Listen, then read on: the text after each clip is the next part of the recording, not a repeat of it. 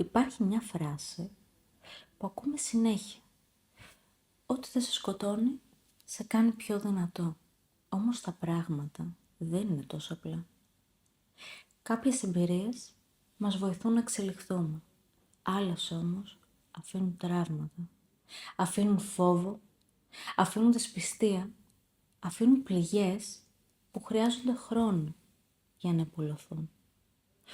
Ο πόνος από μόνος του δεν μετατρέπεται αυτόματα σε δύναμη. Χρειάζεται επεξεργασία, χρειάζεται στήριξη, χρειάζεται χρόνος και πολλές φορές χρειάζεται βοήθεια. Δεν χρειάζεται να βγεις από κάθε δυσκολία πιο δυνατός. Αρκεί να μην αφήσεις τη δυσκολία να καθορίσει ποιος είσαι. Ποια φράση ακούγατε μικρή και σήμερα τη βλέπετε διαφορετικά.